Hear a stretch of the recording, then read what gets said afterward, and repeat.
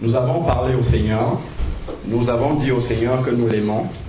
Et comme vous savez, il ne faudrait pas que nous soyons dans un monologue, il faudrait que nous soyons dans un dialogue. Hein, c'est comme ça que ça se passe dans le mariage. Quand l'épouse parle, le mari écoute, et inversement. Quand la femme parle, le mari écoute. Nous sommes l'épouse du Seigneur. Nous devons maintenant écouter ce que le Seigneur a à nous dire. Avant ça, je vais quand même encore remettre ce moment sans la présence dans la main du Seigneur, parce que c'est très très important ce que nous allons écouter ce matin. Éternel Dieu Tout-Puissant, Père, je veux te remettre ce peuple encore entre tes mains, Seigneur. Éternel, tu connais l'importance du message qui doit être prêché ce matin, Seigneur. Père, je te prie de disposer les cœurs, Seigneur. Je te prie d'ouvrir les cœurs, Seigneur. Je te prie de déchaîner les cœurs, Seigneur. Afin que ce message puisse vraiment transpercer les cœurs, s'installer et rester, Seigneur. Pour la gloire de ton Saint-Nom, Seigneur, nous ne voulons pas écouter un homme ce matin, Seigneur. Mais nous voulons écouter une parole qui descend du trône de ta grâce, Seigneur. Pour faire du bien à ton Église, Seigneur. Tu connais les besoins des cœurs, Seigneur. Toi seul, tu as ce discernement là, Seigneur. Moi, je ne l'ai pas. Je suis un petit instrument insignifiant de rien du tout, Seigneur. Mais toi, Seigneur, oh Dieu Tout-Puissant, Seigneur, dans ta grâce, dans ta grande miséricorde, Seigneur, tu veux parler à ton peuple, Seigneur. Et toi seul sais comment parler à ton peuple, Seigneur, parce que tu connais seul ce dont il a besoin. Au nom de ton Fils Jésus.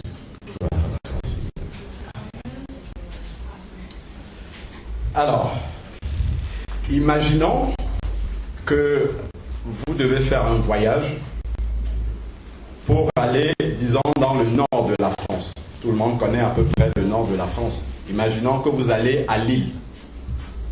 Vous devez aller à Lille. Vous allez préparer votre voyage. Vous allez faire les sacs. Vous allez préparer la voiture. Vous allez gonfler les pneus. Vous allez faire le plein d'essence. Vous allez faire un certain nombre de vérifications. Vérifier que vous avez une roue de secours parce que c'est important pour le voyage. Vous allez vérifier l'ensemble de tout cela. Puis ensuite, le jour du voyage arrive. Vous partez à l'heure, pas de problème. Vous vous mettez sur la route. Commencez à partir. Seulement à la sortie de Paris, là, vous êtes un peu distrait parce qu'il y a quelqu'un peut-être à côté qui vous distrait. Et à ce moment-là, l'autoroute qui va à Lille, dans le nord, c'est la A1. N'est-ce pas? Hein, c'est la A1 qui monte. Vous êtes un petit peu distrait à ce moment, au moment de prendre la sortie. Et à ce moment-là, imaginons qu'il y ait la A10 aussi à côté. Vous prenez la A10. Peut-être parce que le 0 du 10 ne se voit pas bien, vous confondez, vous prenez la A10. Vous êtes lancé sur l'autoroute A10. La A10, ça va à Bordeaux, ça va dans le sud. Mais vous voulez aller dans le nord. Imaginons que sur le chemin, il n'y ait plus de plaque d'indication de la A10. Donc vous ne savez pas que vous êtes sur la A10, mais vous voyez simplement défiler les villes.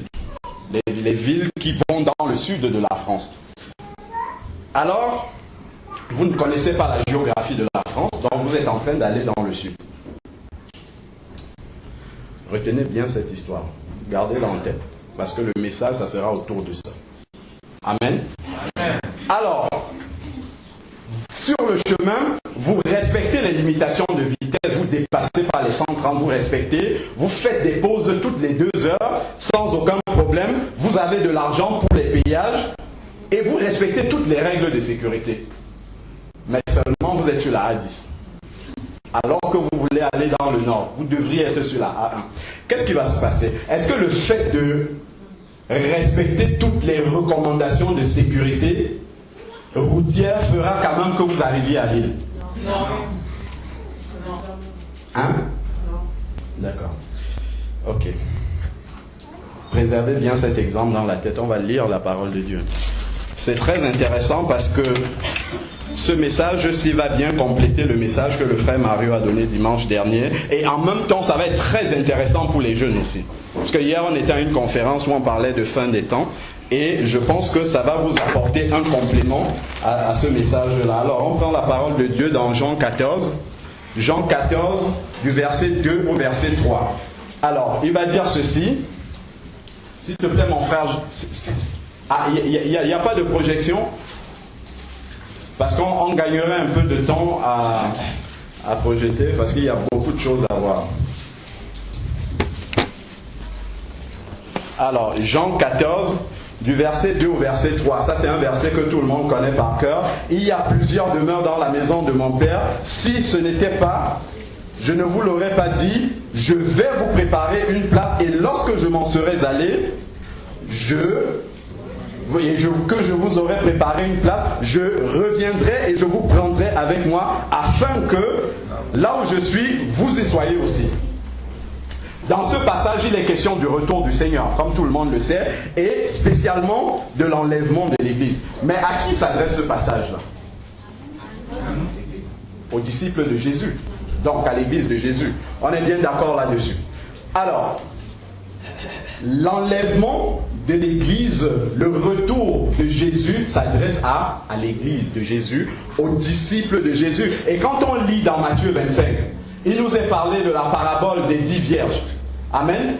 Et ce sont les vierges sages qui sont enlevées. Hein?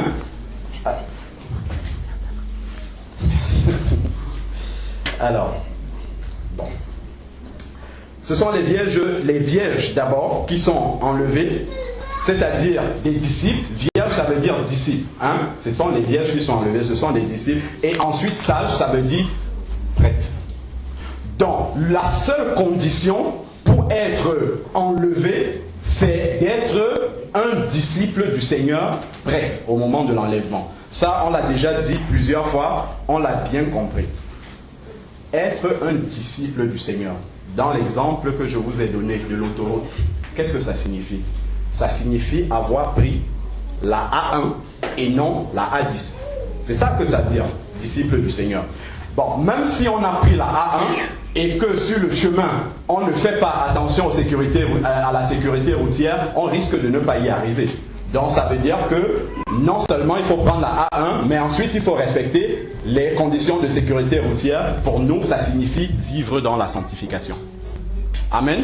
Donc, ce sont ces deux conditions qu'il faudrait pour être enlevé. Nous voulons tous aller au ciel. Bon, ça ne sert plus à rien. Nous voulons tous aller au ciel. Est-ce qu'il y a quelqu'un qui ne veut pas aller au ciel ici? Je suppose que si on est là, c'est parce qu'on veut tous aller au ciel. Recherchez premièrement le royaume des cieux et sa justice, et toutes ces choses vous seront données par-dessus tout. Alors, avant d'aller au ciel, c'est là maintenant qu'il faut ouvrir les oreilles. Avant d'aller au ciel, il faudrait que le ciel vienne d'abord dans votre cœur. Amen. Amen. Amen. Avant d'y aller, il faut que ça soit lui qui vienne dans votre cœur. C'est là maintenant qu'on va rentrer dans le cœur du message. Pour que le ciel vienne dans votre cœur, qu'est-ce que cela signifie? Ça signifie qu'il faudrait que le Saint-Esprit de Dieu vienne habiter dans votre cœur et provoque la nouvelle naissance. On va parler de la nouvelle naissance. C'est quelque chose qui est très opaque, c'est quelque chose qui est très flou, même pour l'Église de Jésus. Mais on va essayer de demander l'inspiration du Saint-Esprit pour comprendre réellement qu'est-ce que ça signifie. Des serviteurs de Dieu sont venus ici. Il y a une, je crois, c'est Sœur Suzy qui a dit, est-ce que tu es 100% converti? Et il y a la sœur des États-Unis qui a dit, est-ce que tu es totalement converti? Ça signifie, est-ce que tu es né de nouveau? Le frère a dit qu'il faudrait adorer, tout le temps on dit là, tous les dimanches, il faut adorer en esprit, en vérité, c'est vrai. On sait ce que ça signifie adorer en vérité, ça veut dire être sincère. Mais par contre, adorer en esprit, il faut être né de l'esprit. Et c'est ça qu'on va comprendre. C'est quoi être né de l'esprit, concrètement, par rapport à la parole de Dieu? Alors, on va prendre Jean 3. On va méditer sur Jean 3. Jean 3, du verset 1 au verset 16. Alors, Jean 3, du verset 1 au verset 16. Il dit ceci, mais, ça commence d'abord par un mais. En général, quand un passage, le premier verset, un texte qui commence par mais, ça veut dire qu'il y a une vérité essentielle là-dedans. Ça commence par mais, ça commence par une contradiction. Ça veut dire que dans le texte, il y a une lumière qui va être donnée. Mais, ça veut dire en opposition à ce que les gens pensent. Jésus veut apporter une vérité capitale contraire à l'imagination populaire. Mais, alors, Mais il y a eu un homme d'entre les pharisiens nommé Nicodème, un chef des Juifs, souligné chef des Juifs, souligné pharisien, qui vint auprès de Jésus de nuit. Voilà, il vient la nuit. Et lui dit, Rabbi, nous savons que tu es un docteur venu de Dieu, car personne ne peut faire ces miracles que tu fais si Dieu n'est avec lui. Jésus répondit, regardez ce qu'il dit. Jésus répondit, en vérité, je te le dis. Ce n'est pas je vous dis. Il dit, je te le dis toi personnellement. Jésus veut parler à chacun individuellement. Ne demande pas à ton voisin, est-ce que Jésus t'a dit? C'est toi précisément. Je te le dis. Ça va être très important. Là, la suite de la phrase, il faut l'encadrer, souligner même en rouge, en tout cas que ça soit remarquable dans ta Bible. Si un homme ne naît de nouveau, il ne peut voir le royaume des cieux. Il ne faut pas qu'il rêve là-dessus. Il ne faut pas qu'il se trompe. Alors, verset 4, Nicodème lui dit, comment un homme peut-il naître quand il est vieux? Nicodème ne comprend pas cela. C'est-à-dire que Nicodème a des pensées humaines. Il ne comprend pas cette réalité de Dieu là. Peut-il rentrer dans le sein de sa mère et naître de nouveau? Il y a un combat spirituel pour ce message aussi. J'espère que ceux qui ont le discernement ont compris. Amen. Alors, Jésus lui répondit, en vérité, verset 5, je te le dis, si un homme ne naît d'eau et d'esprit, il ne peut entrer dans le royaume de Dieu. Il lui répète ça à 2 reprises. Entre 2 versets, il lui dit la même chose, dit différemment. Verset 6, ce qui est né de la chair est chair, ce qui est né de l'esprit est esprit. Verset 7, ne t'étonne pas que je t'ai dit, il faut, souligne le faut, il faut, c'est une nécessité, c'est indispensable. Tu ne peux pas t'en passer si tu veux aller au ciel. Il faut que vous naissiez de nouveau. Verset 8, le vent souffle où il veut et tu entends le bruit, mais tu ne sais d'où il vient. Le vent souffle, mais tu ne sais d'où il vient ni où il va. Il en est ainsi de quelqu'un qui est né de nouveau, quelqu'un qui est né de l'esprit. On n'arrive pas à le contrôler, on ne sait pas d'où il vient, où il va. Alors, Nicodème lui répondit, on est au verset 9, comment cela peut-il se faire? Là maintenant, Nicodème revient à lui-même, il est sincère, il s'abaisse, il demande au maître, qu'est-ce que ça signifie? Comment cela peut-il se faire? Verset 10, Jésus lui répondit, tu es le docteur d'Israël. Attention, le LE là. Il aurait pu dire, tu es un docteur en Israël. Mais il lui dit, tu es le docteur. C'est un article défini, c'est précis. Ça veut dire que c'est un docteur que tout le monde connaît. C'est comme pour dire, tu es le plus grand de tous les docteurs d'Israël, mais tu ne le sais pas. Amen. Amen. Alors, verset 11. En vérité, je te le dis, nous disons ce que nous savons. Et nous rendons témoignage de ce que nous avons vu, et vous ne recevez, vous qui? Vous les pharisiens, vous ne reconnaissez pas notre témoignage, parce que notre témoignage vient d'en haut. Notre témoignage, ce n'est pas une religion humaine. Notre témoignage est spirituel. Ce n'est pas la chair, ce n'est pas charnel, c'est spirituel. Notre témoignage, c'est pour ça que vous ne le recevez pas. Alors, nous en sommes au verset 12. Si vous ne croyez pas quand je vous ai parlé des choses terrestres, comment croirez-vous quand je vous parlerai des choses célestes? Personne n'est monté au ciel si ce n'est celui qui est descendu du ciel. Le Fils de l'homme est le Fils de l'homme qui est dans le ciel. Alors, si ce n'est le Fils de l'homme qui est dans le ciel, verset 14, et comme Moïse éleva le serpent dans le désert, et il faut de même que le Fils de l'homme soit élevé, afin que quiconque, n'importe qui, afin que n'importe qui croit en lui ait la vie éternelle. Et le verset 16, c'est celui que tout le monde connaît. Car Dieu a tant aimé le monde qu'il a donné son Fils unique, afin que quiconque croit en lui ne périsse point, mais qu'il ait la vie éternelle. Cette discussion entre Jésus et Nicodème, ça fonctionne. Cette discussion entre Jésus et Nicodème est assez surprenant. On a vu quelques mots-clés qui nous permettent d'entrer de jeu, de comprendre que c'est un texte lourd en signification spirituelle. Je prie pour que vous ouvrez vos cœurs pour comprendre ce texte-là. Alors, non seulement c'est un texte important parce qu'il contient des enseignements spirituels très très forts, mais ensuite c'est surtout hyper important, hyper surprenant même d'ailleurs, compte tenu de l'identité de Nicodème, compte tenu de la provenance, l'origine sociale, le rang social de Nicodème, compte tenu de sa place dans l'église, si on pourrait le dire aujourd'hui. C'est ça qui est très surprenant dans ce texte-là. Alors, d'entrée de jeu, on revient sur le texte. D'entrée de jeu, le texte nous précise, à part ce mais-là, que Nicodème était un pharisien.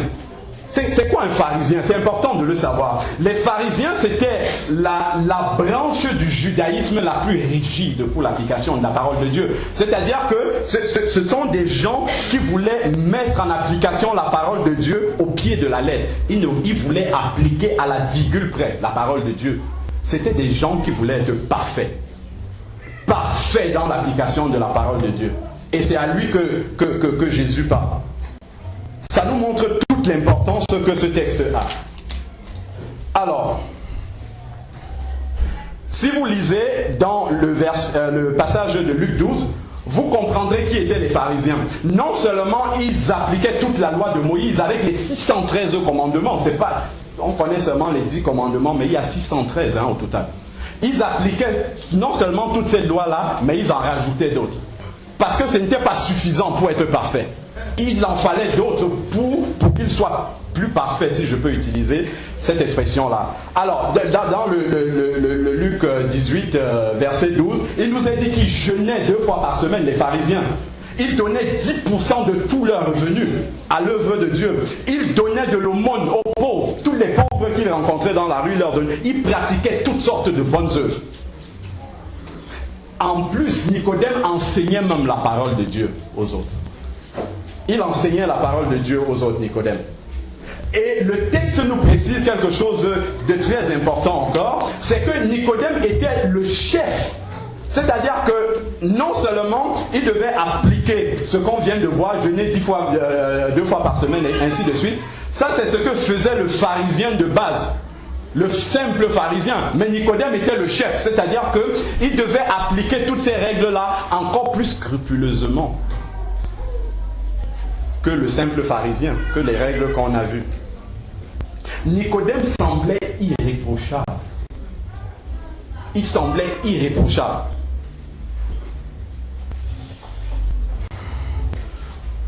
Beaucoup d'églises aujourd'hui auraient aimé avoir des Nicodèmes. Parce que Nicodème a le profil du parfait chrétien. On est d'accord? Il y a rien. Qu'est-ce qu'il a fait de mal? Dans tout ce qu'il fait là, il enseigne la parole de Dieu, c'est-à-dire il évangélise. Et il n'y a rien de mal. On ne voit rien de mal dans ce que Nicodème a fait. En plus, Nicodème était sincère. Pourquoi était-il sincère? Les pharisiens, quand ils posaient des questions à Jésus, c'était pour tendre des pièges. Mais Nicodème ne venait pas tendre un piège à Jésus. Il était sincère, il venait demander sincèrement, il venait poser sa question, bien qu'il soit venu de nuit, on le comprend. Mais il était sincère, il voulait vraiment savoir certaines choses. Et Nicodème semblait en règle avec Dieu. Il n'y avait pas de problème pour lui. Par contre, la conversation tourne d'une drôle de façon. On ne comprend pas. On a l'impression, quand on lit le début du texte, que Nicodème venait demander à Jésus, mais comment tu fais pour opérer des miracles? C'est comme s'il venait demander un conseil à Jésus pour améliorer son enseignement, pour parfaire son enseignement. Seulement, il vient dans cette intention-là, et Jésus lui dit non. Jésus lui parle de quelque chose de quelque chose dont il n'a même pas posé la question. C'est cela aujourd'hui. Tu viens à l'église, tu viens tel que tu es tous les dimanches, ainsi de suite. Tu viens parce que peut-être tu as des problèmes, tu es malade. Tu veux demander quelque chose à Jésus. Ou tu suis ton papa qui t'amène à l'église, depuis toujours. Mais Jésus veut te dire aujourd'hui, toi tu es venu faire ça, mais moi je veux te dire que tu dois naître de nouveau. Amen. Tu ne peux pas y échapper. Si vraiment c'est le royaume des cieux que tu veux, il faut que tu naisses de nouveau. Il faut que tu naisses de nouveau. C'est ce que Jésus veut dire. Alors, ce qu'on peut comprendre aussi là, c'est que Jésus n'est jamais impressionné par les titres. Nicodème, c'était un chef. C'était un prédicateur de la parole de Dieu. C'était le docteur, c'est-à-dire le prédicateur. C'était un grand... Mais Jésus n'est pas impressionné du tout par tout cela. On peut faire tout le bruit qu'on veut, mais Jésus n'est pas impressionné par ça. Jésus met toujours le doigt là où il faut. Et il ne se trompe jamais. Donc Nicodème pouvait venir avec tous ces titres-là, mais devant Jésus, la puissance de Dieu était tellement là que les masques tombent. Et Jésus comprend, malgré que tu es un docteur, malgré que tu viens à l'église depuis tout petit, Jésus pointe du doigt, il y a quelque chose là dans ta vie qui ne va pas, tu n'es pas sauvé. C'est ce que Jésus veut te dire ce matin, c'est que tu n'es pas encore sauvé. Il faut que tu comprennes ce qu'il faudrait pour être sauvé. Parce que venir à l'église, ça ne va... Aucune église n'est montée à la croix. C'est Jésus seul qui est monté à la croix. Aucune dénomination n'a été à la croix. Si tu comptes sur cette dénomination, tu seras désillusionné. C'est ce que Jésus dit à Nicodème. Tout est dit de docteur, tu prêches la parole, tu es peut-être diacre. Mais ça ne m'impressionne pas. Il y a quelque chose que tu dois faire. Parce que ta nature charnelle ne peut pas te permettre de communiquer avec moi. Il faut que l'Esprit de Dieu soit là pour qu'on puisse communiquer ensemble. C'est pour ça que tu auras beau fermer les yeux pendant l'adoration. Vous prenez un téléphone portable qui n'a pas la ligne téléphonique dessus. Vous pouvez tant appeler que vous voulez, ça passe pas. Vous n'allez pas recevoir le retour de votre interlocuteur. Tu peux fermer les yeux pour l'adoration. Mais si tu n'as pas ce Saint-Esprit qui est la ligne téléphonique de Dieu, tu ne peux pas communiquer avec Dieu. C'est ça qu'il veut dire à Nicodème ici. Tu ne peux pas communiquer. Vous allez me dire, c'est très simple ce que tu dis. Ça, il n'y a pas de problème. Ça, on l'a tous, on a le Saint-Esprit. Vous verrez que c'est beaucoup plus compliqué que ça. C'est pas aussi simple qu'on le pense. Hein. Parce que il ne faut pas se tromper. Il ne faut pas se tromper par nos propres raisonnements. Il faut lire dans la parole. Qu'est-ce que la parole de Dieu dit réellement? Est-ce que c'est ce que la parole de Dieu dit que j'ai appliqué dans ma vie? Ou c'est ce que je pense que la parole de Dieu dit que j'ai appliqué? Ou c'est ce que ma dénomination m'a enseigné et que je n'ai pas vérifié dans la parole de Dieu, que j'applique et je pense que je suis sauvé alors que je ne le suis pas? C'est ce que Jésus est en train de dire à Nicodème. Tu penses que tu es sauvé mais tu ne l'es pas. Alors, on va aller plus loin. Alors, au verset 3, il lui dit... En vérité. Ça, c'est la traduction de l'expression grecque Amen, Amen. Il le dit 2 fois. Qu'il en soit ainsi, qu'il en soit ainsi. Il le dit 2 fois. Pourquoi quand Jésus utilise cette expression-là, c'est parce qu'il s'apprête à dire une vérité tellement importante que ça engage notre salut. C'est pour ça qu'il le dit. Et dans le texte, il va le dire plusieurs fois. Amen, amen. En vérité, en vérité. Donc il faut comprendre que le texte est très, très, très solennel, très important. Alors, la vérité fondamentale, on l'a bien compris, que Jésus voulait dire, c'est qu'il faudrait que tu, Nicodème, que toi dans la salle ici, que tu aies expérimenté une authentique conversion. Une vraie conversion biblique. Et on va voir ce que ça signifie, une vraie conversion biblique. Parce que venir à l'église, c'est pas ça qui est une conversion. Même prier, c'est pas ça. Parler de Jésus, c'est pas ça qui est. Même s'avancer pour recevoir le Seigneur, c'est pas ça une authentique conversion biblique. C'est pas ce que la Bible dit. On va voir que tout ce que les hommes accordent d'important, la Bible détruit tout ça. Même s'avancer, je vous dis, pour recevoir la parole, pour recevoir le Seigneur, c'est pas forcément ça la conversion. Il y a quelque chose qu'il faut en plus de s'avancer pour que la réelle conversion ait lieu. Amen. Amen. Alors, le fait que ce texte qu'on vient de lire s'adresse à un homme de Dieu, à un prédicateur, le plus grand prédicateur d'Israël, si on l'a bien compris, on peut en déduire plusieurs choses. Il faut que tu aies ton stylo pour noter. Parce que tu penses que ce texte-là ne te concerne pas, mais à la fin tu seras désillusionné. Tu seras très très désillusionné de ce que le texte annonce. Sauf si tu es sûr de ton salut. Ça, il n'y a pas de problème. Tu peux être sûr de ton salut. Et c'est très bien. Il faut des chrétiens qui soient sûrs de leur salut. Si la trompette sonne maintenant, je monte sans aucun problème. Tu me regardes peut-être en disant, mais on a adoré tout ça. Comment il vient nous casser l'ambiance comme ça? Et Nicodème venait de la même manière. Et Jésus lui dit, non, attends. On va parler de miracle après, mais il y a quelque chose de plus urgent dans ta vie. Quelque chose de plus important. Que je dois d'abord traiter avant que tu reviennes sur les miracles. Que je dois d'abord traiter avant que tu reviennes m'adorer. Amen. Et c'est de cela qu'on va parler. Alors, le pasteur, le docteur qui était Nicodème, normalement un pasteur est censé avoir une communion plus intime que les brebis avec Jésus, on est d'accord. Et si ce message s'adresse à un pasteur, ça veut dire que le message il ne fait acception de personne. Il ne parle pas seulement aux chrétiens du dimanche. Il parle non seulement aux chrétiens du dimanche, mais à ceux qui viennent à toutes les réunions de la semaine. Il s'adresse à la fois au prédicateur qui est ici et à ceux qui écoutent le prédicateur, à ceux qui ont une responsabilité dans l'église et ceux qui ne l'ont pas. Ça s'adresse à tout le monde, ce message-là. Alors, ça s'adresse autant aux jeunes qu'aux moins jeunes, aux plus anciens dans le Seigneur et aux moins anciens dans le Seigneur. Il n'y a aucune exception pour ce message-là. Autant aux diacres, aux anciens, tout le monde. Ça s'adresse à tout le monde, y compris à moi qui suis en train de parler de cela. Alors, ce que vous allez entendre, c'est de loin le message le plus important que vous ayez déjà entendu. Pas parce que c'est moi qui prêche, je ne suis rien du tout.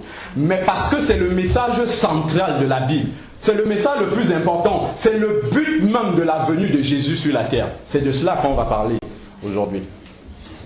Alors, pourquoi c'est le message le plus important? Il a dit à Nicodème, si tu ne nais de nouveau, tu ne verras le royaume des cieux. Ça signifie que l'importance de ce message, c'est une question de vie éternelle ou de mort éternelle. D'aller au ciel ou d'aller en enfer. C'est ce qu'il lui dit, c'est l'importance de ce texte-là. D'être sauvé ou d'être perdu, d'entendre la trompette sonner ou bien de passer la tribulation. C'est ça toute l'importance qu'il y a dans ce texte. C'est pour ça que Jésus parle avec autant de précision, pour que Nicodème comprenne bien de quoi il est question. Alors, lorsqu'on examine le statut social, la vie de Nicodème, les origines de Nicodème, on peut comprendre une chose. On va commencer à comprendre maintenant c'est quoi la nouvelle naissance, concrètement. Alors, on comprend que la nouvelle naissance, ce n'est pas appartenir à une famille chrétienne. Nicodème, qui était le chef des Juifs, on ne devient pas chef des Juifs comme ça, il faut être issu de quelque part. Ça veut dire que Nicodème était issu d'une famille chrétienne. Il était, bon, on ne peut pas parler de chrétien, mais d'une famille juive, parce qu'il pratiquait le judaïsme. C'est l'équivalent pour nous d'être né dans une famille chrétienne. Et il y a des multitudes qui pensent encore que le fait d'être né dans une famille chrétienne, obligatoirement fait d'eux des chrétiens. Pas du tout. Vous voyez, votre papa peut être un enfant de Dieu. La maman peut être un enfant de Dieu. Mais cela ne signifie pas que vous soyez un petit-fils de Dieu. Cela ne signifie pas que Dieu est votre grand-père. Moi, je vois dans la Bible que Dieu a des enfants. Qu'il est un père pour ses enfants, mais je ne vois pas qu'il est le grand-père de quelqu'un. Je ne vois pas que Dieu ait des petits-fils dans la Bible. Si vous avez le verset, vous me le donnez. Moi, je ne vois pas ça dans la Bible.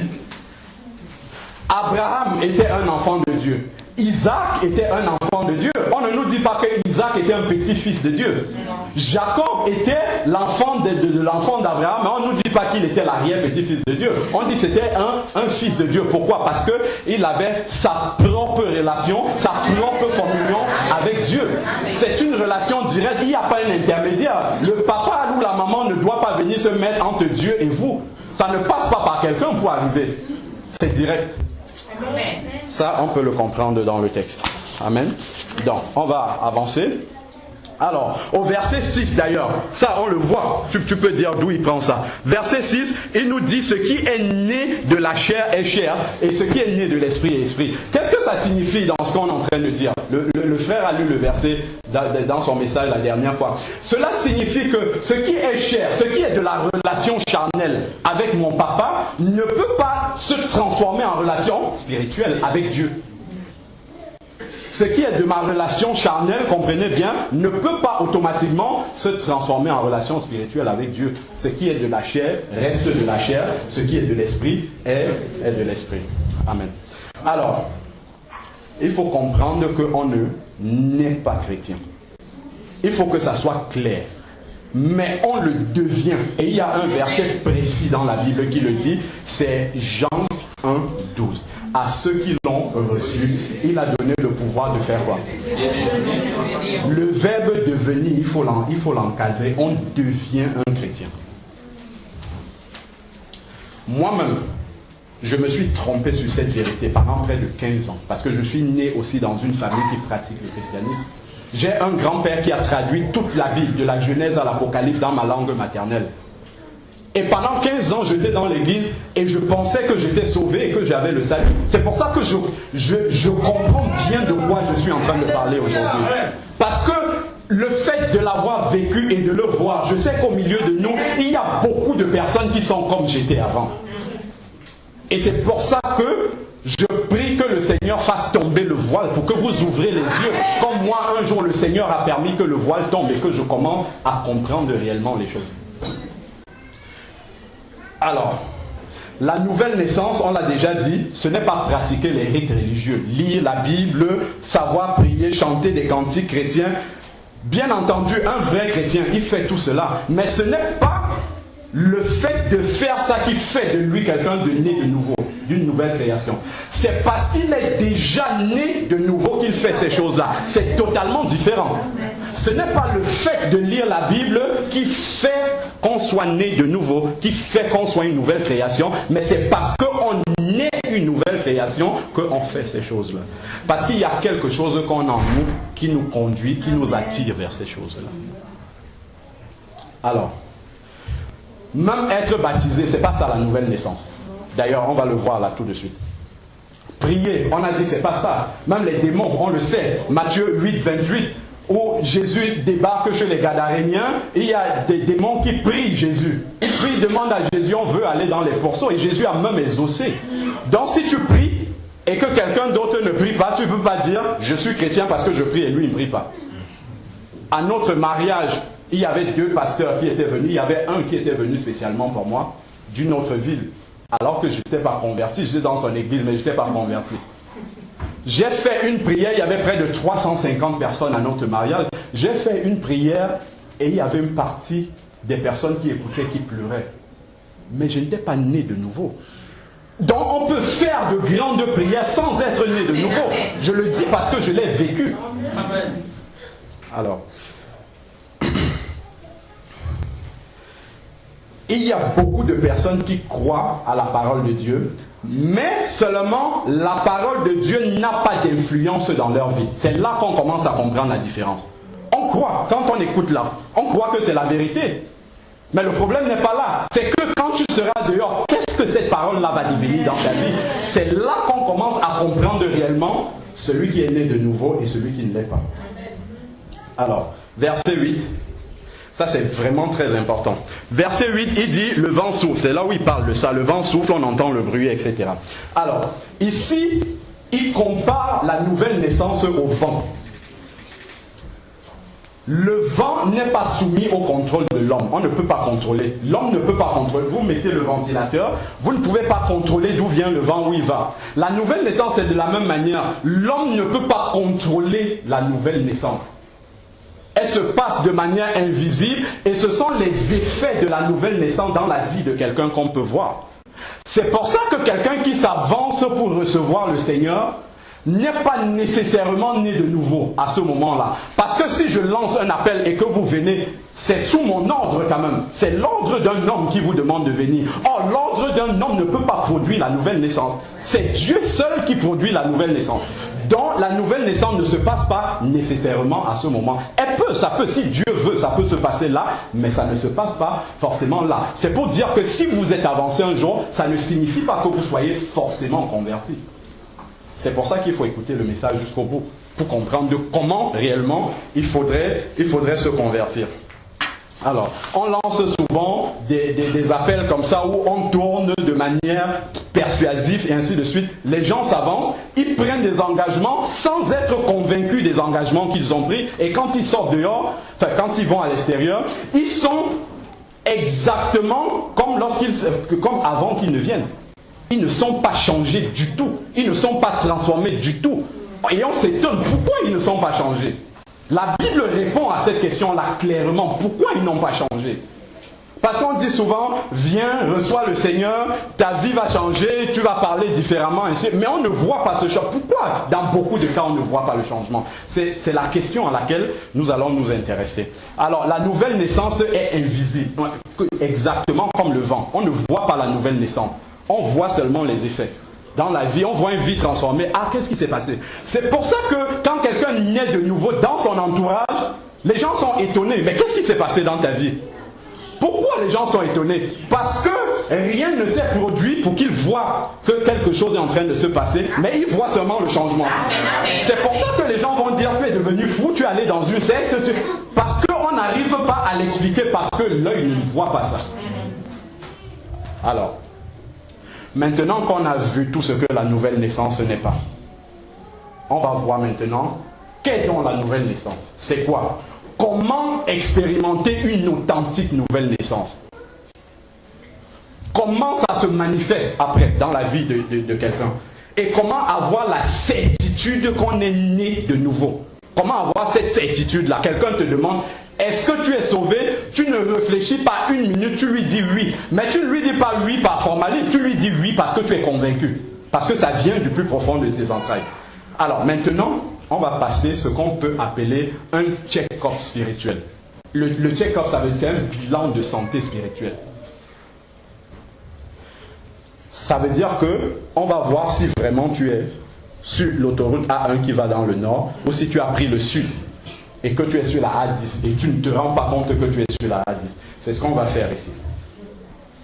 On peut faire les malins devant les hommes. On peut dire on est né de nouveau, on a une fonction dans l'église, ainsi de suite. Mais comme Nicodème, un jour, on est devant Jésus et là, les masques tombent. On est dévoilé. Et ce jour-là arrivera, Amos 4:12. Prépare-toi à la rencontre de ton Dieu. Merci mon frère. Quand tu seras devant Dieu, il n'y aura plus les frères qui ont ton témoignage, qui vont dire on le voyait faire. Non, Jésus lui il sait. Il sait la vérité. Là, le résultat de ton check-up spirituel sera devant Jésus. Donc c'est par amour que le Seigneur nous parle aujourd'hui. C'est parce qu'il veut qu'on soit rassuré qu'on est réellement sauvé et qu'on ne se trompe pas là-dessus. On peut vous tromper sur tout, mais sur la question de ta nouvelle naissance, tu ne dois pas te tromper là-dessus, comme moi je me suis trompé. Amen. Alors,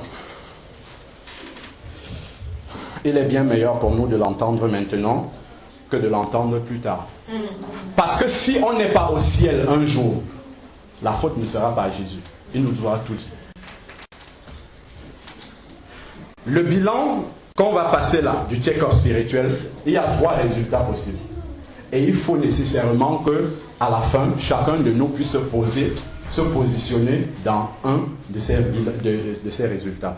Soit tu es réellement né de nouveau, auquel cas il n'y a pas de problème, tu peux donner ton témoignage, tu sais à quel moment ça s'est passé, tu peux dire, bon, le frère par exemple, il donne son témoignage tout le temps, le frère Jean-Baptiste. Quand le Seigneur m'a appelé, j'ai vu les...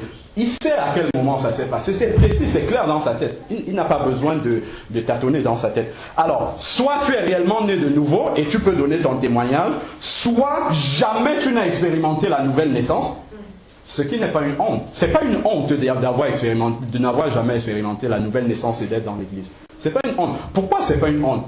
Parce que vous êtes encore en vie et que vous pouvez encore décider de naître de nouveau.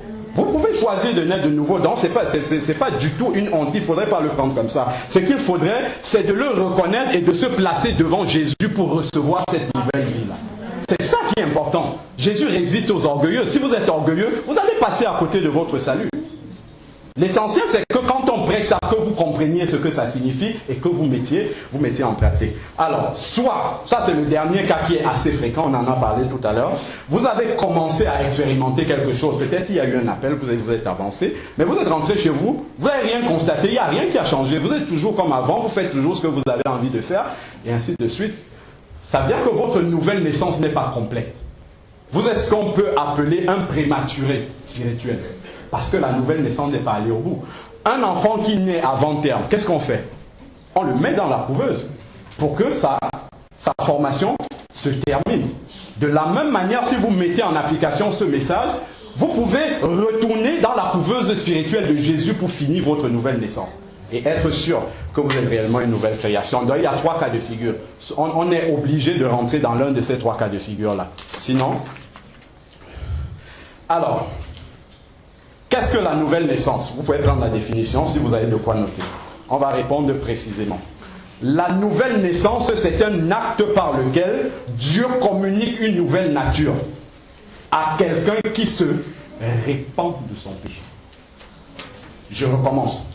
La nouvelle naissance, c'est un acte par lequel Dieu communique une nouvelle nature à quelqu'un qui se répand de son péché et qui accepte Jésus comme Seigneur et Sauveur. Ça a l'air bateau comme définition.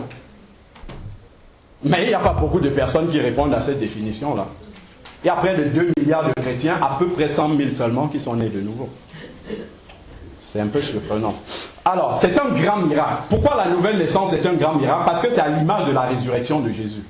C'est ce qui se passe quand on est de nouveau. Parce qu'on ressuscite à une nouvelle vie. L'ancienne vie meurt comme Jésus est mort et on ressuscite à une nouvelle vie. C'est pour ça que c'est aussi étonnant et impressionnant que ça. Et c'est une expérience instantanée à un moment précis qu'on peut déterminer. Et c'est une transformation intérieure que le Saint-Esprit vient faire en nous. C'est ça la nouvelle naissance. Le Saint-Esprit vient habiter en nous. Donc, au regard de cette définition, c'est très simple. Vous allez dire, bon, oui, le Saint-Esprit, on a tous le Saint-Esprit. Alors, je vais vous raconter une petite histoire que j'ai vécue récemment. J'arrive à la sortie du métro. Il y a une dame qui s'approche de moi et elle me demande à sortir. Elle veut passer avec moi. Et je me retourne, je lui dis, j'étais très dérangé. Je lui dis, madame, je ne peux pas sortir avec vous. Parce que je ne peux pas encourager la faute. La dame me dit, mais... Non, elle ne m'a pas dit ça. Elle a dit, bon, d'accord, ok. Elle a demandé à quelqu'un d'autre et elle est passée avec la personne. Amen. Mais j'étais très dérangé. Je suis allé vers la femme pour lui expliquer pourquoi je ne pouvais pas passer. Je lui ai dit, voilà, je suis chrétien, ça m'embête vraiment d'encourager la fraude, je ne peux pas faire ça. Et il y a quelque chose qui m'a vraiment étonné et dérangé.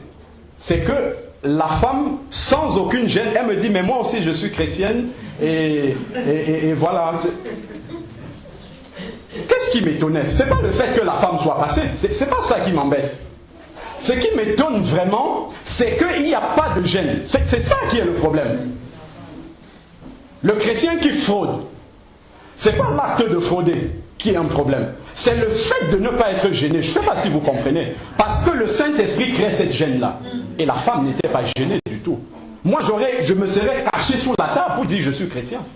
Mais la femme me dit comme ça qu'elle aussi elle est chrétienne. Et ce qui m'étonne, c'est que, mais Seigneur, c'est le même Saint-Esprit qui me demande de faire attention à la faute, qui autorise quelqu'un d'autre à faire la faute. C'est là où on commence à comprendre que le Saint-Esprit n'est pas ce qu'on pense. Le Saint-Esprit est saint.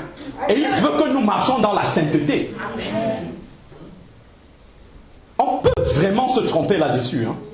C'est ce qu'on pense. On pense que, oh bon, c'est pas grave, je n'ai pas tué quelqu'un, ça. Le péché, c'est le péché. La sainteté de Dieu ne veut pas que ses enfants fassent ces choses. Et moi, je l'ai fait beaucoup de fois. Je vais parler de ça dans un autre passage. Alors, comment expérimenter donc la nouvelle naissance? On a vu ce que c'est. Comment l'expérimenter? Le verset 5 nous dit, Jésus lui répondit, si un homme ne naît d'eau et d'esprit. Alors, pour naître de nouveau, il faut 2 choses. Il faut qu'il y ait l'esprit et il faut qu'il y ait l'eau. Beaucoup vont rapidement sur ce verset, ils disent que l'eau c'est le baptême. Non, pas du tout. Du tout. Parce que le baptême c'est une œuvre. Or, Éphésiens 2, 8 à 9 nous dit qu'on n'est pas sauvé par les œuvres, on est sauvé par la foi seule. Donc, ça ne peut pas, il ne peut pas s'agir du baptême. Et en plus, le baptême est contrôlé par les hommes. Vous venez voir le pasteur, vous dit je veux me baptiser. Donc, c'est vous qui contrôlez. Or, la nouvelle naissance n'est pas contrôlée par les hommes. Donc, il ne peut pas s'agir du baptême ici. Et en plus, le baptême même ne sauve pas. La nouvelle naissance sauve, mais le baptême ne sauve pas. Le baptême seul, ça ne sauve pas. Le baptême, c'est un engagement. On vient montrer à l'extérieur un changement qui s'est déjà produit à l'intérieur.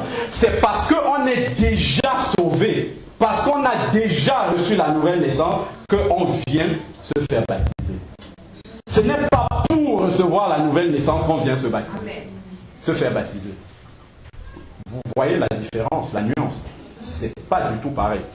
Alors, on a la réponse dans 1 Pierre 1, 23 et Jacques 1, 18 qui nous disent, vous allez lire les passages, qui nous disent que l'eau dont il s'agit, c'est la parole de Dieu. Il faut que la parole de Dieu soit prêchée, mais dans la vérité. Il faut que la vérité soit prêchée. Et quand la vérité est prêchée, c'est Jean 16, 8 qui nous dit le Saint-Esprit vient à ce moment-là accompagner la parole de Dieu et convaincre de péché. Le cœur est touché. C'est là que le processus de la nouvelle naissance commence. Vous comprenez? Amen. Ce n'est pas je viens à l'église comme ça, il se passe n'importe quoi, j'avance et je suis... Non, pas du tout. Ça marche pas comme ça. Alors... Et ensuite, une fois qu'on a la conviction de péché, on peut le lire dans Acte 2, 37, quand Pierre a prêché, le jour de la Pentecôte, la puissance de l'Esprit était tellement là que ce n'est pas Pierre qui a lancé l'appel aux gens, ce sont les gens qui ont lancé l'appel. C'est l'auditoire qui a compris que, mais là je suis perdu, je pensais que j'étais sauvé, mais je suis perdu. Et l'auditoire, que devons-nous faire, frère? Parce que le cœur était touché. La puissance de l'esprit. Quand l'esprit est là, ça dévoile les pensées du cœur. Ça expose le cœur. C'est ce qui s'est passé avec Nicodème. Quand la vérité est prêchée, le cœur de l'homme est exposé. C'est pour ça que les pharisiens ne supportaient pas Jésus. Parce que Jésus exposait les pensées les plus profondes du cœur. Il désillusionnait les gens sur des vérités que les gens pensaient être la vérité. Le frère dit souvent une demi-vérité, c'est un mensonge. Si la vérité qu'on a dans notre cœur n'est pas confirmée par la parole de Dieu, c'est un mensonge. Alors, première étape pour naître de nouveau, c'est de réaliser, comme les frères, les gens le jour de la Pentecôte, qu'on est perdu. On est pécheur et on est perdu. Tout le monde en a chanté plein de chants là, à ce sujet. Première étape, c'est réaliser qu'on est pécheur et perdu. Malgré toutes nos bonnes actions, on vient à l'église, on donne de l'argent, on est quand même perdu. Si vous vous appuyez dessus, c'est pas la peine. Parce que la parole de Dieu nous dit que Jésus est venu chercher et sauver ceux qui étaient perdus. Donc si tu ne réalises pas que tu es perdu, tu ne peux pas être sauvé. Si tu dis je suis un enfant d'une famille chrétienne dont je n'ai pas besoin de Jésus, tu seras perdu. Alors, et les gens qui ont toujours fréquenté l'église, depuis leur enfance, ont du mal à comprendre ça. Moi, j'ai eu beaucoup de mal à comprendre ça. Parce que j'estimais que je n'avais rien fait de mal. J'allais à l'église avec mes parents et quand j'ai quitté le Cameroun, là où j'étais dans un pays musulman, j'étais étudiant au Maroc, mais j'allais à l'église au Maroc. Je me disais, mais comment? Et je parlais de Jésus une fois, je me suis retrouvé à discuter avec des camarades musulmans à l'école. J'ai commencé avec un, après un deuxième est venu, après j'avais toute l'école qui discutait contre moi. Et je défendais Jésus sans être né de nouveau. Donc ce n'est pas tout cela qui atteste qu'on est chrétien. Bien sûr qu'un chrétien fait cela, mais ce n'est pas cela qui dit qu'il est chrétien. J'insiste beaucoup pour que vous compreniez. Alors, Romains 3, de 10 à 14. Il nous dit, selon qu'il est écrit, il n'y a point de juste, pas un seul. Donc si vous pensez que vous êtes juste, la parole de Dieu dit que vous ne l'êtes pas. Verset 11, nul n'est intelligent, nul ne cherche Dieu, tous sont égarés. Tous sont pervertis. Aucun ne fait du bien. Pas même un seul. Voilà, verset 13. Ils ont le gosier, c'est-à-dire l'intérieur, le cœur, les pensées. Ils ont le gosier comme un sépulcre ouvert. Écoutez bien. Ils se servent de leur langue pour tromper. Ils ont sous leurs lèvres un venin d'aspic. Ça, c'est ce qu'on constate dans les églises. Ils parlent de l'hypocrisie. Sur les lèvres, mon frère, en dessous de la langue, un venin. Des paroles de malédiction, des paroles destructrices. Hier à la matinale, on a parlé de la puissance destructrice de la parole. De la langue, de la parole. Donc, et on a dit que lorsque vous allez chez le médecin, c'est une bonne image qu'on a donnée hier. Le médecin, pour savoir dans quel état de santé vous êtes, qu'est-ce qu'il fait? Ouvre ta bouche, il met une espèce de torche pour voir la couleur de ta langue. Un chrétien, si vous voulez savoir dans quelle santé spirituelle il est, écoutez-le parler. Quand vous l'entendez parler, vous saurez quel est son état de santé. Vous saurez s'il a une angine blanche ou s'il est en bonne santé. Alors, donc il parle des commérages de tout cela. C'est ça, sous le... Et on a parlé du venin aussi. Le venin, c'est un tout petit liquide. Mais une goutte dans le corps, suffit à tuer et à détruire. Une seule parole mal placée suffit à détruire. Et un enfant de Dieu se passe de ce type de paroles-là. Les paroles vulgaires, les paroles grossières. Un enfant, ça ne sort pas de la bouche d'un enfant de Dieu. Pourquoi ça ne doit pas sortir? Parce que la semence de Dieu est là pour empêcher cette parole. Et une fois que la parole s'est échappée, parce que la langue va plus vite que la pensée, 1 Jean 1,9. Tout de suite, on est à genoux devant le Seigneur. Pardon. Pardon à la personne à qui j'ai mal parlé. S'il te plaît, excuse-moi. C'est comme ça que la nouvelle naissance se manifeste. C'est là qu'on... C'est pas j'ai dit une grossièreté, je suis tranquille, tout va bien. Non. Non, on n'est pas un enfant de Dieu comme ça. Alors, Romains 3, 23, vous pouvez noter aussi, tous sont péchés, sont privés de la gloire de Dieu. Jérémie 17, 9, vous pouvez noter aussi, le cœur de l'homme est tortueux et mauvais par-dessus tout. C'est Dieu qui a créé l'homme qui dit ça. C'est Dieu. Si le fabricant de ta voiture dit que ton moteur a tel problème, c'est qu'il a vraiment ce problème-là. Toi qui conduis, qui n'es pas mécanicien, tu ne peux pas dire non, ma voiture n'a pas ce problème. Alors, Romains 6, 23 nous dit, le salaire, il ne dit pas des péchés, il dit le salaire du péché. Un péché suffit à mériter la mort. Alors, lorsque on réalise alors qu'on est pécheur et perdu, à ce moment-là, c'est là où beaucoup d'églises se trompent. C'est là où beaucoup de serviteurs de Dieu se trompent. Quand les gens ont réalisé qu'ils sont vraiment pécheurs, on va lancer un appel, on va dire venez recevoir Jésus. Il y a un problème qui manque. Il y a un problème qui se pose à ce moment. C'est là que la plus grosse erreur, si l'église de Jésus est dans l'état qu'on connaît aujourd'hui, c'est parce qu'il y a quelque chose qui manque dans le processus de conversion. Et cette chose-là, c'est la repentance. C'est parce que la repentance n'est pas là que les chrétiens sont toujours les mêmes. 10, 20, 15, 30 ans, ils sont toujours les mêmes. C'est parce qu'ils ont la foi en Dieu, c'est vrai, mais c'est une foi sans repentance. Et une foi sans repentance, ça donne une conversion superficielle. Et une conversion superficielle, le frère va dire, ce n'est pas une conversion du tout. Alors, et on peut lire dans Acte 2, 38, où Pierre, quand les gens lui ont dit, qu'est-ce qu'il faut faire donc? Il a dit, première chose, repentez-vous. Donc la repentance est obligatoire. Elle est absolument indispensable. On ne peut pas naître, si le Saint-Esprit... Bon, attends, imaginons, je vais bien expliquer ça avec une image, si le Saint-Esprit me le permet.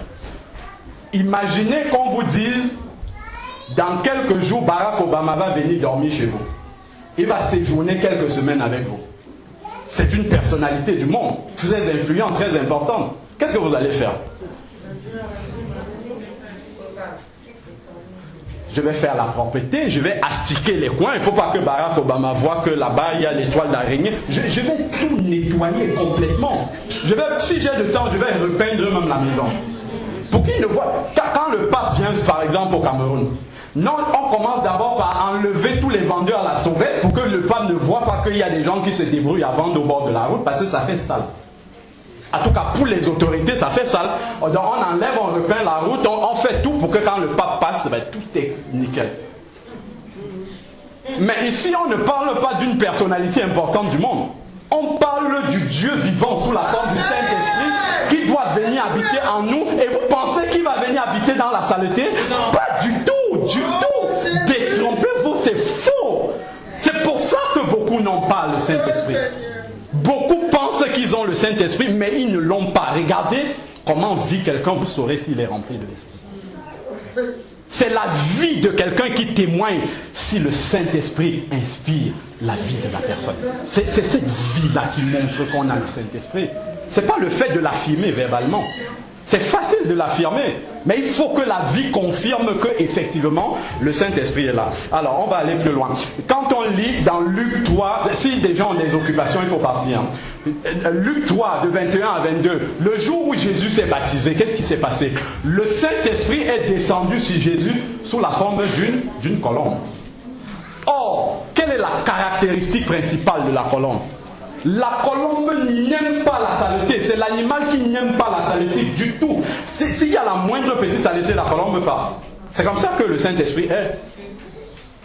Le Saint-Esprit, dès qu'il commence à avoir un problème, il avertit après. Et certains, le Saint-Esprit est parti et ils ne s'en rendent pas compte. Donc on entend souvent dire, oui, quand tu viens au Seigneur, je le disais tout à l'heure, ta vie va changer, ta manière de marcher, de t'habiller, tout ça, ça va changer.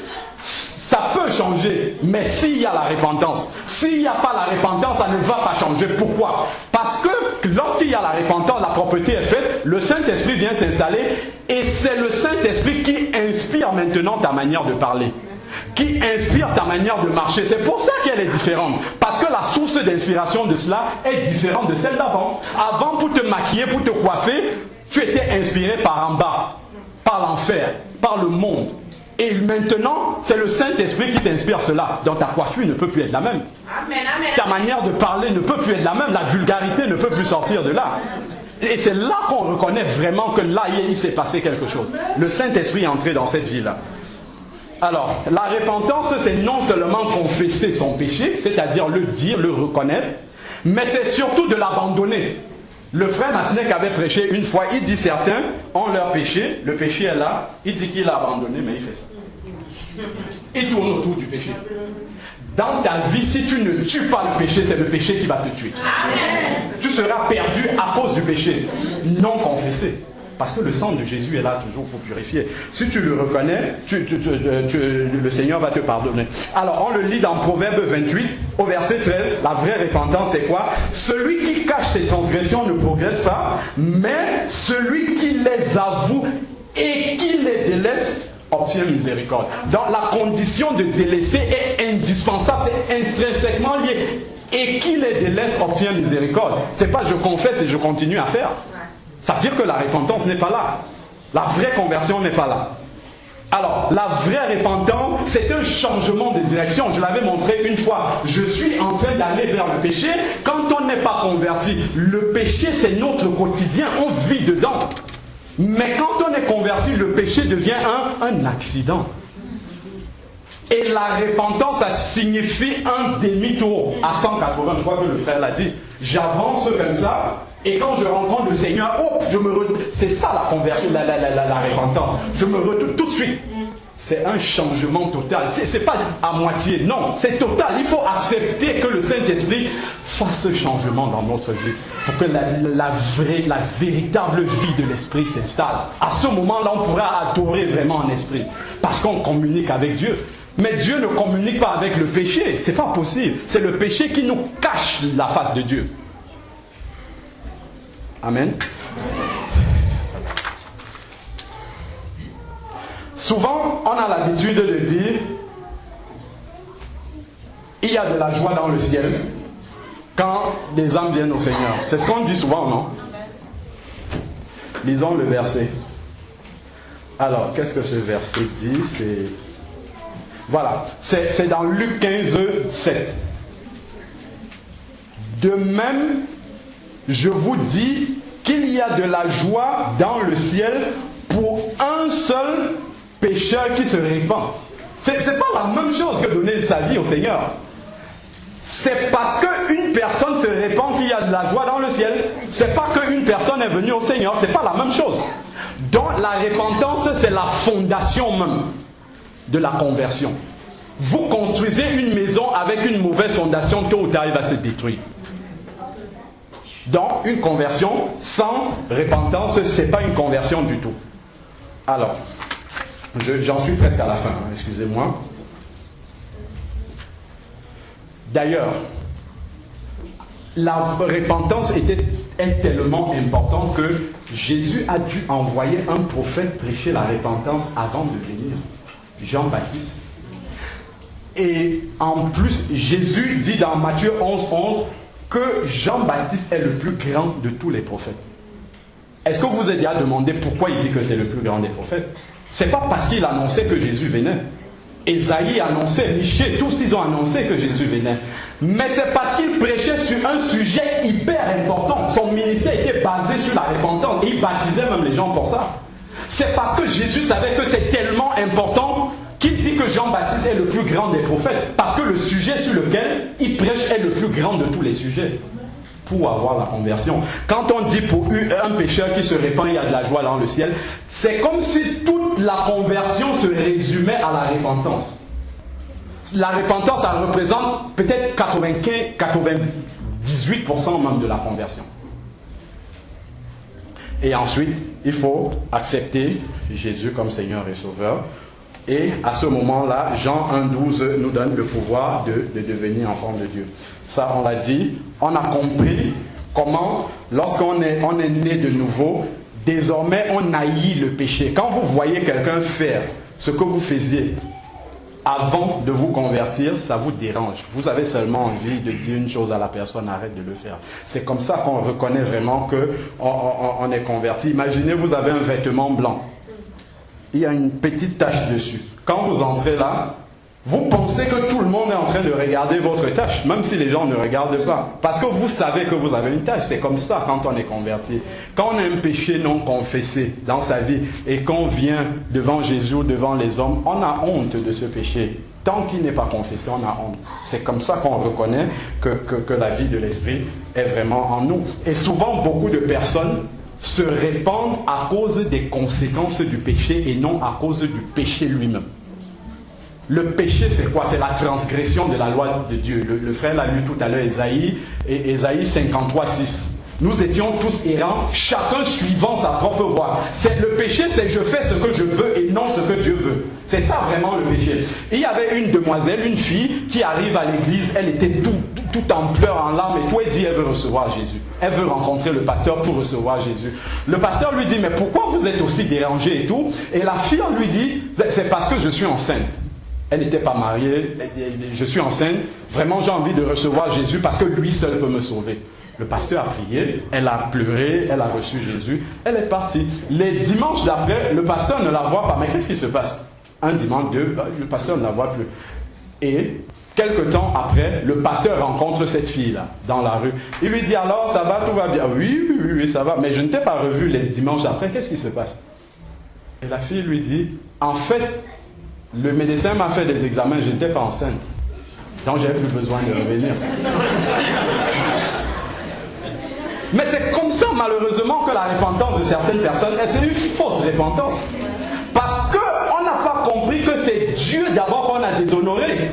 Avant que les conséquences de ce péché ne soient graves pour nous. Vous prenez un meurtrier qui se répand. En général, le meurtrier ne se répand pas du fait que il ait transgressé le commandement de Dieu qui dit tu ne tueras point. Il se répand parce qu'il constate la douleur qu'il crée à la famille de la personne. C'est la conséquence du péché qui l'embête. C'est pour ça qu'il demande pardon à Dieu. Moi-même, quand j'étais étudiant, j'étais comme beaucoup. Mes parents n'ont pas de moyens. Je travaillais pour subvenir à mes besoins en tant qu'étudiant. Donc quand j'avais envie de prendre des transports, je n'ai pas d'argent, je fraude, il n'y a pas de problème. J'étais toujours dans l'église. Je n'ai jamais changé. J'étais dans l'église, mais je n'étais pas converti. Je fraude des transports, ça ne m'embête pas et tout. Et quand j'ai commencé à travailler, j'ai arrêté de faire ça. Je ne fraudais plus. Mais pourquoi je ne fraudais plus? C'est là la question. Ce n'est pas parce que j'avais compris que Dieu n'aime pas ça, que c'est un péché. Non, c'est pas pour ça. C'est parce que j'avais peur qu'un jour on fasse une saisie sur mon salaire. C'est pour ça que je ne fraudais plus. C'est la conséquence du péché qui me faisait peur. Et non le péché lui-même. Et je me rappelais aussi que peut-être un jour tu vas demander la nationalité française, il vaut mieux que tu sois clean. C'est ça qui me motivait à ne plus frauder et non le fait que ça déshonore Dieu. C'est ça les fausses repentances. Alors, une fois qu'on est né de nouveau, maintenant la parole de Dieu nous attire. On est attiré par la parole de Dieu. Quand on écoute une parole qui est inspirée du Saint-Esprit, c'est le Saint-Esprit qui inspire la parole de Dieu. On est d'accord. Et quand vous avez le Saint-Esprit et que vous écoutez une parole inspirée par le Saint-Esprit, il y a communication entre les deux. Et c'est pour ça que vous aimez écouter cette parole. Tu n'écoutes plus la parole en regardant toujours la montre. Mais si tu as quelque chose à faire, vas-y, Dieu le comprend. C'est pas ça le problème. Le problème n'est pas entre les hommes et toi, c'est entre Dieu et toi. C'est là qu'il faut comprendre. Moi, quand je me suis converti, je l'ai déjà dit une fois, je passais des nuits blanches à écouter les messages. Parce que le Saint-Esprit crée un vide dans ton cœur que seule la parole de Dieu peut combler. C'est ça qui est la nouvelle naissance. Il y a ce vide-là. Et il faut remplir. Souvent, je me levais la nuit pour aller vérifier un verset auquel je pensais.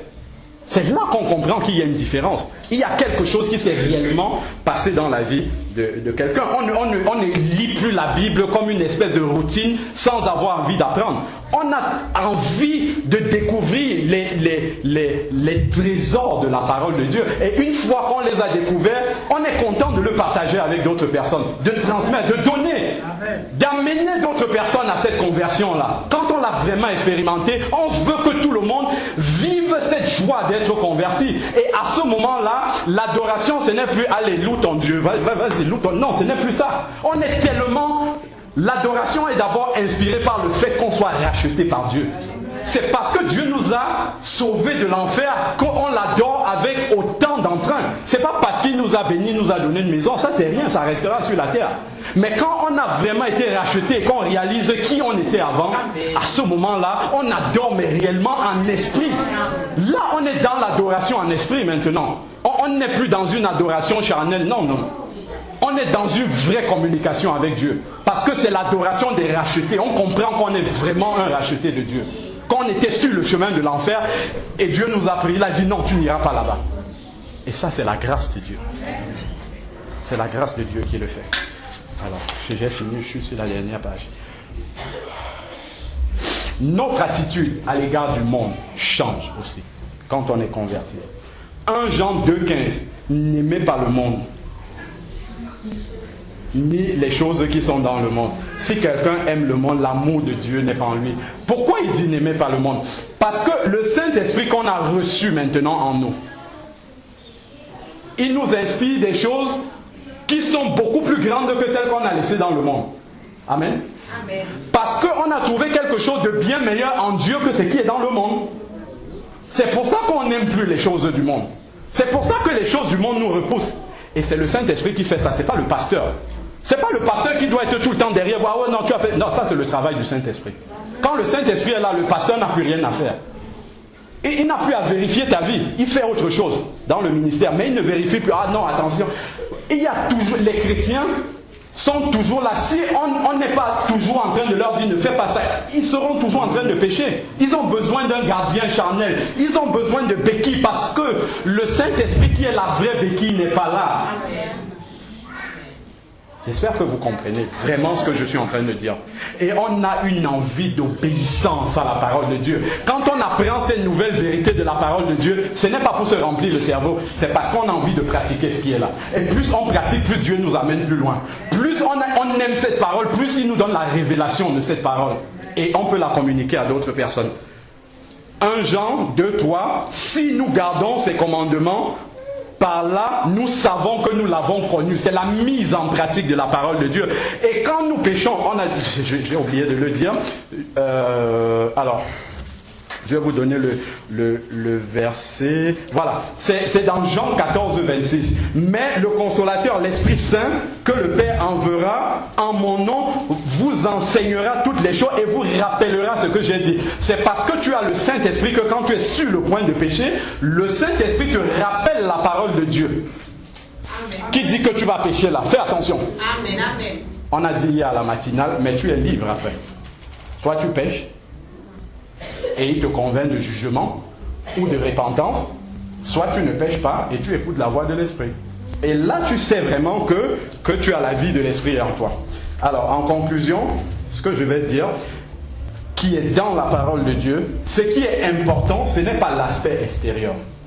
Mettre la jupe ou le pantalon, le voile, c'est pas ça qui est important.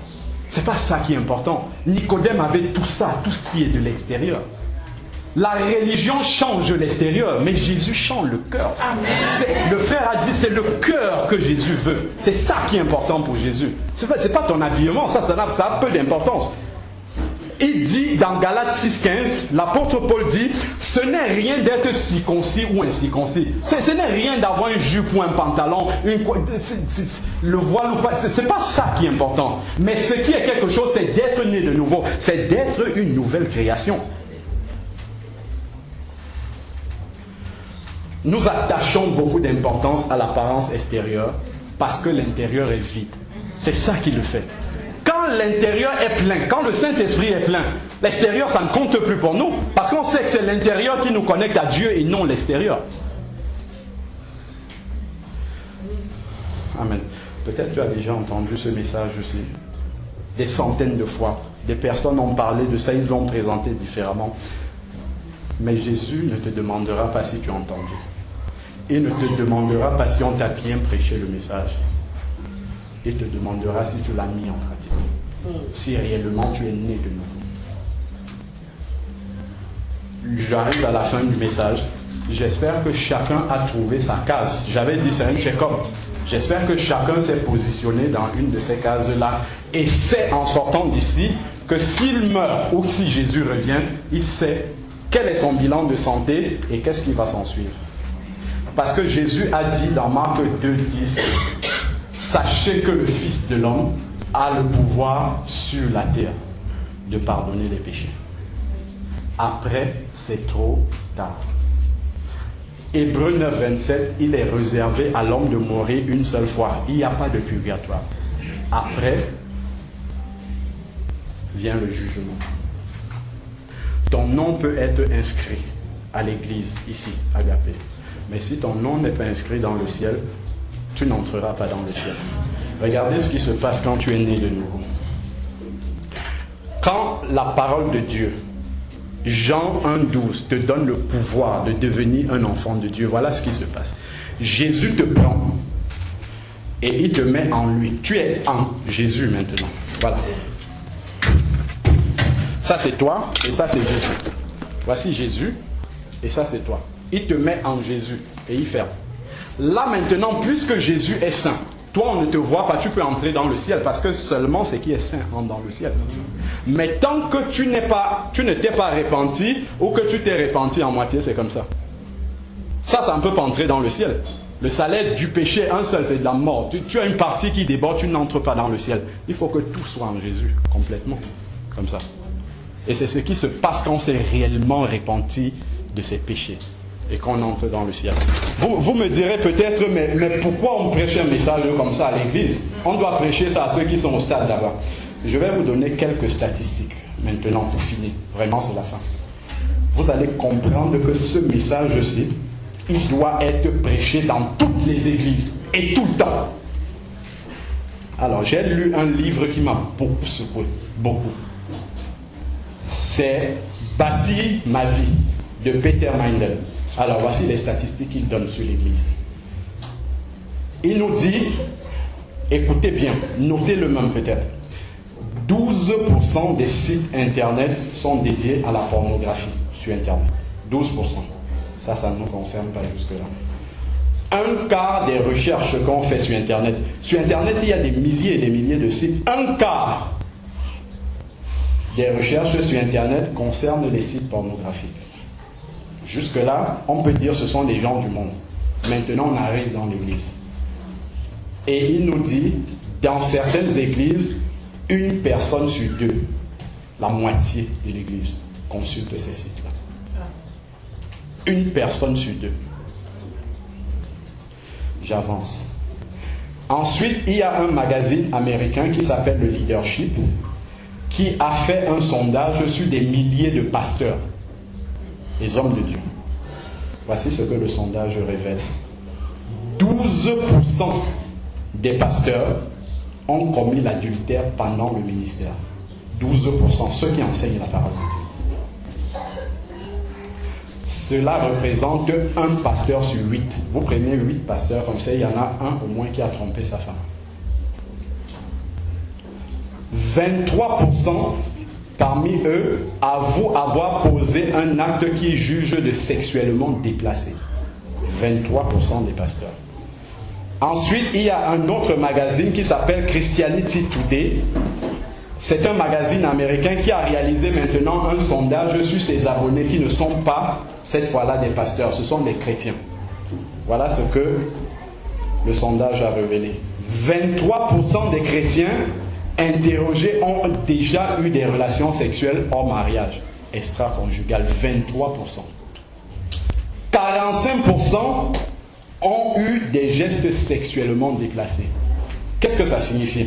Ça signifie qu'un chrétien sur 4 est infidèle. 1 sur 4. Et que la moitié a eu des comportements inconvenants, sexuellement parlant. Donc, je ne pense pas, au regard de ces statistiques-ci, que ça, c'est l'église que Jésus va venir récupérer. Sans tache ni rien de semblable. Je ne pense pas que ça soit cette église. D'où on doit revenir sur les fondements, sur la base même. Éviter de se tromper et aller vraiment à ce que dit la parole de Dieu et examiner notre vie au regard de la parole de Dieu. On va prier le Seigneur. Mon frère, s'il te plaît, tu affiches ta chanson Torrent d'amour. Maintenant, on va se taire. Chacun va faire silence dans son cœur pour savoir où est-ce qu'il se positionne par rapport à ce message de la Torrent d'amour, s'il te plaît, pour que Jésus vienne purifier et sauver son Église. Parce que même dans l'Église, ici, il y a beaucoup de personnes qui sont religieuses. Ici, dans l'Église, il y a un esprit de religion qui est installé là et que seule la vérité de la parole de Dieu peut détruire. Seule la vérité de la parole de Dieu. Torrent d'amour. Torrent d'amour et de grâce, l'amour du Sauveur en croix. Tu es maintenant devant ton Seigneur. Tu fais l'examen de ta vie. Toi seul, tu sais avec ton Seigneur. Je ne demande à personne de s'avancer ici. Mais là où tu es, à ta place, avec le Saint-Esprit de Dieu, le Seigneur est là en ce moment. Tu peux toucher le pan de sa robe pour être sauvé. Tu sais dans ta vie ce qui ne va pas. Tu sais que tu dois te repentir. Tu sais que tu n'es pas vraiment converti. Tu sais que tu n'appartiens pas à l'église de Jésus. Tu sais que tu n'appartiens pas à l'église fidèle. Tu sais que si la trompette sonne en ce moment, tu ne vas pas l'entendre. Tu sais que si tu sors là et qu'une voiture te colle, tu n'iras pas au ciel. Ça, tu le sais, c'est clair. Parce que le Seigneur est là. Parce que la parole de Dieu t'a parlé aujourd'hui. Tu es là. Mais sache une chose, mon frère. C'est que le regard des hommes ne sera pas dans le ciel. C'est aujourd'hui, c'est maintenant que tu peux parler à Jésus. Parce que la parole de Dieu nous dit que lorsque nous serons devant lui, toute langue, toute bouche sera fermée. Tu ne pourras pas préparer la plaidoirie pour plaider devant Jésus. C'est maintenant que tu dois plaider ta cause. Il dit, si nos péchés sont comme le cramoisi, même s'ils sont rouges, n'importe quel péché que tu as commis, tu peux l'apporter devant Jésus. Il veut purifier, mais il faudrait que tu sois sincère. Il faut que tu fasses ton bilan spirituel maintenant. Parce que seul Jésus est monté à la croix. Personne d'autre n'est monté à la croix. Nous avons écouté la parole de Dieu. Seule elle peut te sauver aujourd'hui. Lorsque les gens sont venus dire à Jésus que la tour de Siloé était tombée sur les gens, Jésus ne les a pas comme ça consolés. Il a dit, si vous ne vous répandez pas, vous périrez de la même manière. Aujourd'hui, tu plaides peut-être pour ton voisin parce que tu penses que ton voisin n'est pas né de nouveau. Toi-même, tu es dans le même cas. Moi aussi, j'étais dans ce cas. Mais Jésus m'a sauvé. Et aujourd'hui, je veux te dire, présente sincèrement ton péché. Tu sais ce qui t'empêche de voir la face de Dieu. Tu sais que tu viens tous les dimanches, mais ça ne te sert à rien parce que tu n'es pas sauvé. Mon frère, c'est maintenant que Jésus veut te sauver. C'est pas pour rien que tu es venu ce matin à l'église. C'est pas pour rien. C'est parce que toi, tu es venu comme par habitude. Mais Jésus t'avait donné un rendez-vous ce matin. C'est maintenant qu'il faut être sauvé. Si un jour tu es en enfer et que tu réécoutes cette prédication là-bas, tu ne diras pas que tu n'as pas entendu. C'est aujourd'hui qu'il fallait entendre.